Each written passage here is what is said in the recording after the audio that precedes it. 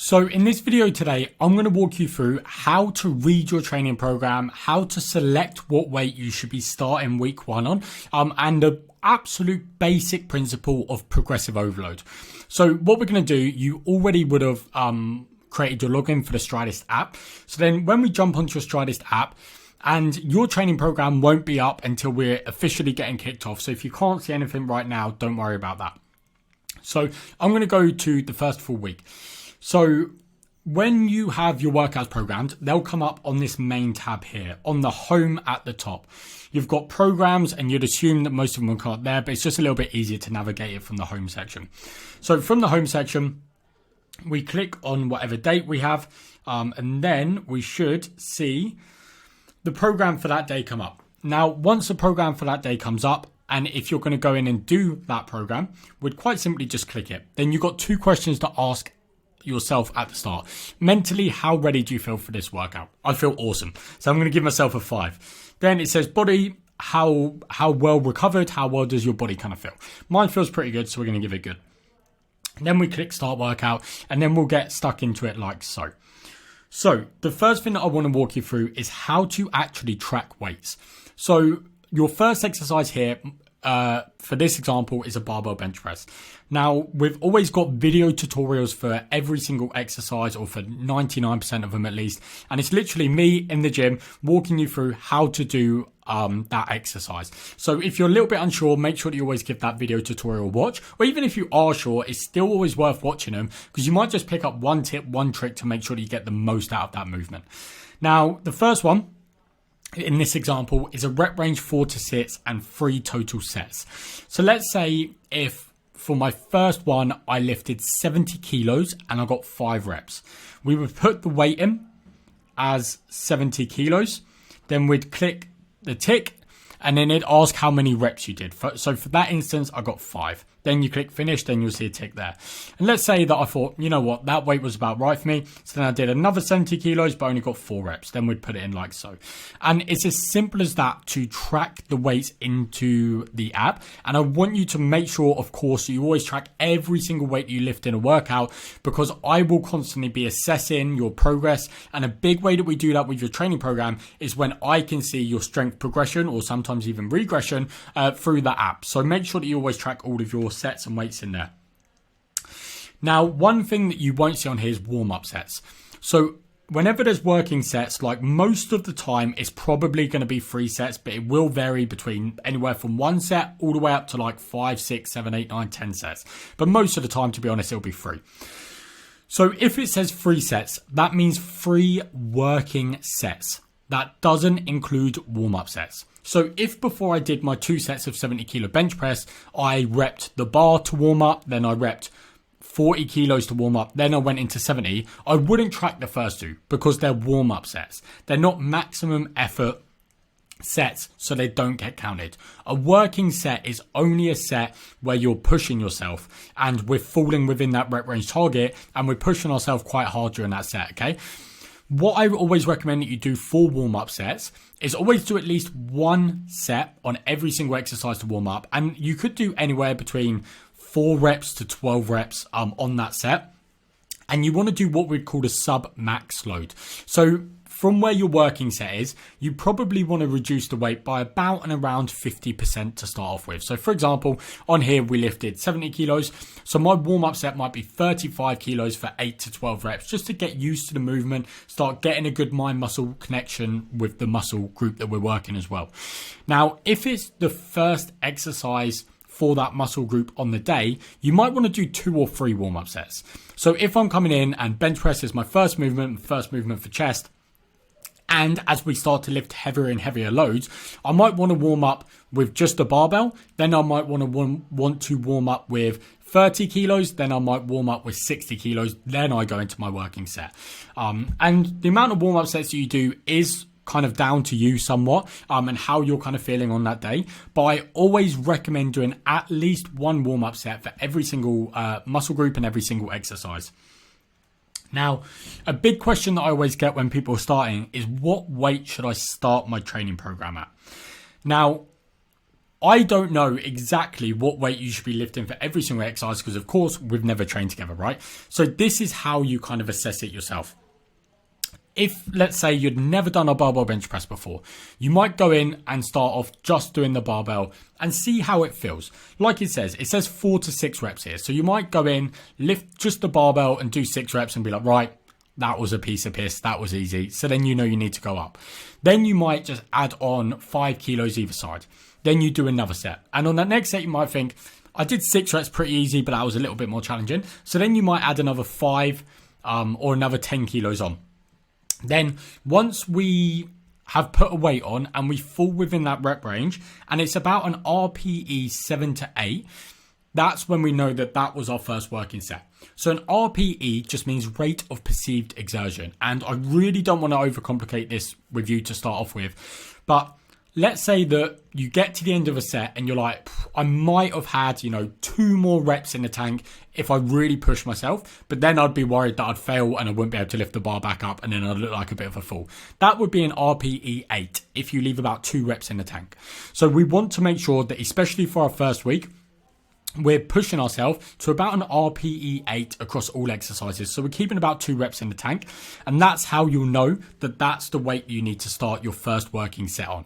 Now, you might think, right, I'll do 70 kilos and I reckon I'll get about 6 reps. Then you might get up to 6 reps and go, that was a piece of piss. Then I want you to push yourself a little bit more. You might get to 8, you might get to 10, you might get to 12. And then if you go way above the rep range, then you know, right, that weight was a little bit too light for my first working set, so I need to increase it. And on the other foot, you might go, right, I can lift 70 kilos for 4 to 6 reps. And then you might only get 2 reps. Then we know that weight was a little bit too heavy and we need to reduce it slightly to fall within the rep range. So once we would have put in 3 totals, so like for your 3 working sets, what I then want you to do, like let's say for set 1 you got 70, set 2 you got 70, and then you thought, you know what, I reckon I can push up 75. So then you got 75 and you just got 4 reps. When you go in and do the same workout the following week, or when you next have this exercise come up in your program, we then want to start your first set with the heaviest weight we lifted. So we wouldn't start off at 70 kilos because then by the time that we lift a heavier load of 75 kilos, we're going to be a little bit fatigued. So then next week I'd be like, right, what's the highest weight that I lifted last time and still fall within the rep range that I've got a target of? It's 75 kilos. So that's what I do as my first set. Now, if you got the first set, let's say you hit 75 kilos and you got 4 reps, and then your second set, you got 75 kilos, but you only did 3 reps, so you fell out of the rep range, you could then reduce the weight slightly for your last set. That's absolutely fine. But I always recommend from week 2 onwards to always start your set 1 at the heaviest weight that you did in previous weeks. Now, what I really recommend that you do for the first week on the program is to hit that RPE 8. So I don't want you going in and training week 1 like an absolute wet flannel and just getting a bit used to it and lifting like 50% of what you really could. I want you lifting at about 80%. And like I say, you get to the end of a set, you've worked hard, but you've got about 2 reps in the tank. That's the perfect intensity for your first week on the program. Now, the absolute basics of progressive overload. What we want to do is we want to try and pick a weight that we fall within the rep range. So like I've already got the example here, let's say you got 70 kilos on set 1 and you got 5 reps. Next time that you went to lift the same weight, you would then try and progress the number of reps up until you hit the top of the rep range. So if I got 70 kilos and I got 5 reps, next week I'd go in and try and get 6 reps. Now, if I could get 7, I would get 7, just because the top of the rep range is 6. As soon as you hit 6, you don't put the weight down, right? If you can get 7 and still stay within that RPE scale that I just kind of explained, I want you to push 1 or 2 reps above. Then once we've got to the top of the rep range, whether that was 6 reps or whether we went over it, the next time that we then go onto that exercise, or even set 2 or set 3 if we've still got them remaining, we would then increase the load by 2.5 kilos or 5 kilos, or maybe for some leg exercises, even 10 kilos. Then we would try and hit the bottom of the rep range. So then we'd try and hit 4 or 5 reps. Then again, we would then use that same weight, progress it up towards the top of the rep range. Once we hit or exceeded the top of the rep range, we would then increase that load and then drop it back down to the bottom of the rep range. Now, your progress across all 3 sets doesn't have to be linear. And what I mean by that is you don't need to lift 70 kilos for 5 reps on set 1, 5 reps on set 2, and 5 reps on set 3, and then try and progress them all up to 6 before you increase all of them. Progress them almost as individual sets, right? So set 1, you got 70 kilos, 5, try and push that number up by itself. Then as soon as that number's at the top of the rep range, you can increase for that set. And then set 2 or set 3 or any of them, you might then want to drop the load back slightly. But if you can progress up any of the sets, then please make sure that you do so. And then just a little bit of an example right down here at the bottom. Some of you guys might have Metcons in your workout. Now, Metcons are actually the one that I can give you a little bit more of a specific recommendation with what kind of load you should be starting at.